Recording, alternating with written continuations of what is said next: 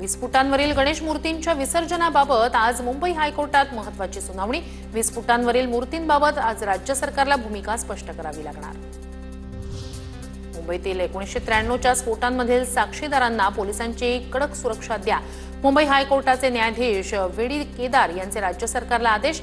साक्षीदारांचं 24 तास संरक्षण व्हायला हवं, हायकोर्टानं व्यक्त केलं मत। मुंबईतील विविध रुग्णालयांमध्ये येणाऱ्या सर्दी, ताप, खोकल्याचे रुग्ण, डेंग्यू आणि मलेरियाचे जवळपास 30% रुग्ण, तर गॅस्ट्रो आणि पोटाशी निगडीत आजारांच्या रुग्णांची संख्या लक्षणीय। वातावरण बदलाचा मुंबईकरांना फटका। मुंबई महापालिकेच्या सर्व शाळांच्या दर्शनी भागात धूम्रपान बंदीचे सूचना फलक लावा। मुंबई महापालिकेकडून पालिका शाळांच्या प्रशासनाला निर्देश।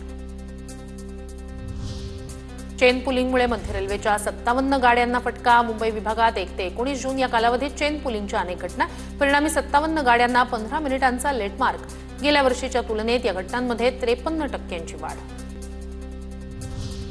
कल्याण कृषी उत्पन्न बाजार समितीच्या निवडणुकीत महायुतीचं वर्चस्व। 18 पैकी 15 जागांवर महायुती विजयी। महाविकास आघाडी 2 तर 1 अपक्ष विजयी। कल्याण नगर मुख्य मार्गावरील पौर्णिमा चौक ते प्रेम ऑटो दरम्यानचा रस्ता वाहतुकीसाठी बंद। ड्रेनेज दुरुस्तीच्या कामासाठी रस्ता बंद, मात्र 3 दिवस उलटूनही काम सुरू न झाल्यानं होणाऱ्या वाहतूक कोंडीमुळे चालक त्रस्त। ठाण्यात डेंग्यू आणि मलेरियाच्या रुग्णांमध्ये वाढ। गेल्या 26 दिवसात डेंग्यूचे 65, मलेरियाचे 55 रुग्ण आढळले। ठाणे महापालिकेच्या आरोग्य विभागाची माहिती।